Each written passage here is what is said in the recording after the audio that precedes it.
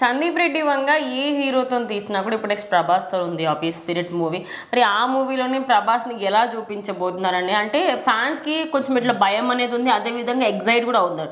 Because ప్రతి దానికి ఇట్లా అగ్రెసివ్నెస్ అనేది సెట్ అవుతుంది. అంటే రణబీర్ కపూర్కి యానిమల్ ఎలా అయితే ఉందో అదేవిధంగా అర్జున్ రెడ్డి చూసుకోవచ్చు. ఈ రెండు సినిమాలు చూసుకుంటే కొంచెం అగ్రెసివ్గా వెళ్తూ ఉంటాయి. మరి స్పిరిట్ అదేవిధంగా చాలా మూవ్స్ ఉన్నాయి.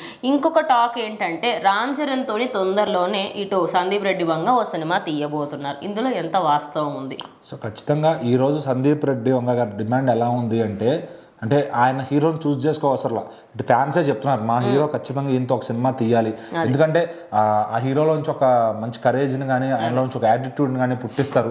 ఆ క్యారెక్టర్ని పండించగలిగే స్క్రీన్ మీద 3 గంటలు కాదు 3 గంటల 20 నిమిషాలైనా కూర్చోగట్ట సిచ్యువేషన్కి అయితే సందీప్ రెడ్డి వంగ గారు తీసుకొచ్చారు ఆడియన్స్ని.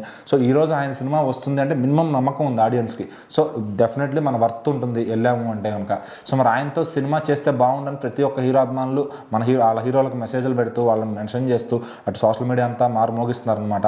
మరి ఎట్టకేలకు ఇటు రామ్ చరణ్ గారు ఎప్పుడు సందీప్ రెడ్డి వంగ గారితో చేస్తారని ఫ్యాన్స్ అంతా ఎదురు చూస్తుంటే ఆ అనౌన్స్మెంట్ అయితే త్వరలోనే రాబోతుంది. మార్చ్ 27 ఆయన బర్త్డే కానుకగా ఈ అనౌన్స్మెంట్ అయితే మళ్ళీ చెప్పబోతున్నారు ఖచ్చితంగా.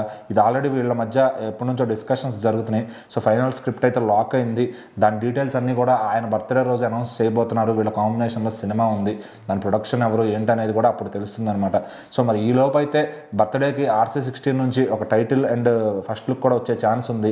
సో మరి అది ఎలా ఉండబోతుందని ఒక ఎగ్జైట్మెంట్ ఉంటే, ఇటు పక్కన సందీప్ రెడ్డి వంగ గారు ఇంకెలాంటి సినిమాతో వస్తున్నారు, ఏ జోనర్ చేయబోతున్నారు ఒక ఎగ్జైట్మెంట్ అయితే ఉందన్నమాట.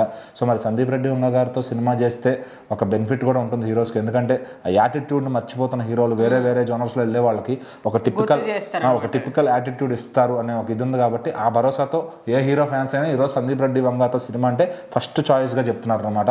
సో మరి నిజంగా ఆ అనౌన్స్మెంట్ కానీ ఆ రోజు లాక్ అయితే ఫ్యాన్స్కి ఎనలేని పండుగనే చెప్పాలి.